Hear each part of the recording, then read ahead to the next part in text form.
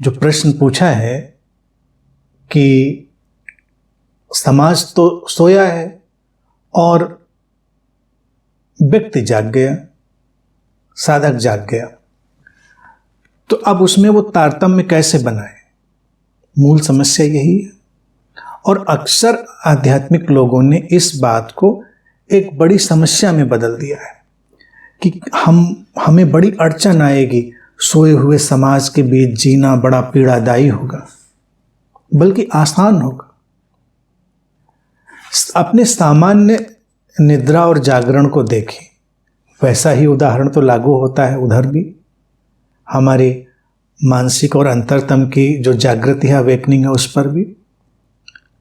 सामान्य निद्रा और सामान्य जागरण में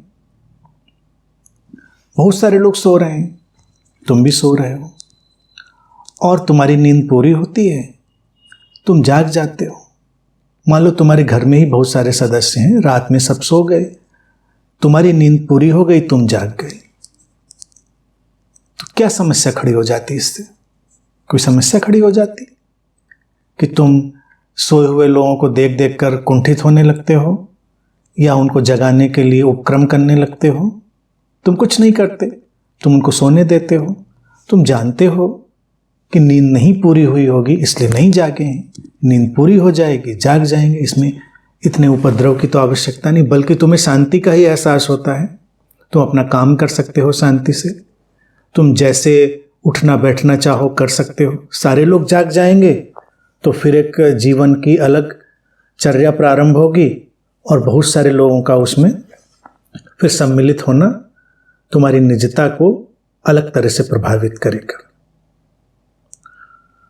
तो जब कोई अपने अंतरतम में जागृति की ओर जाता है, एक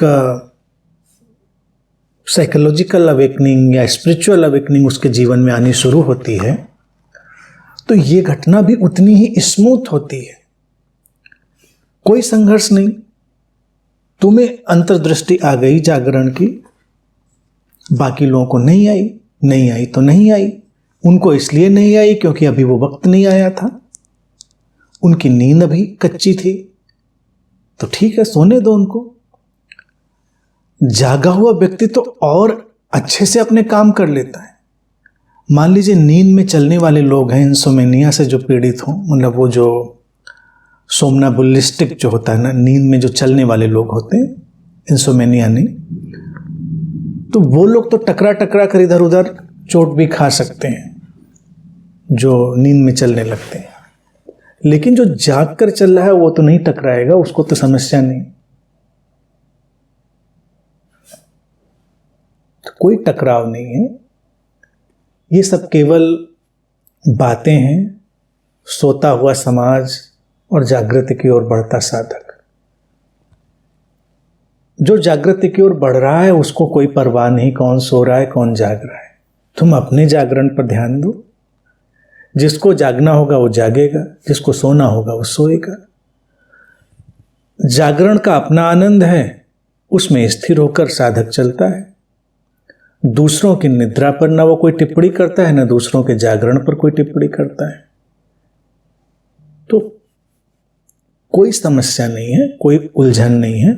और रहा सवाल पथ का, वो तो अस्तित्व ऐसे या वैसे किसी भी रूप में वही तय करता है।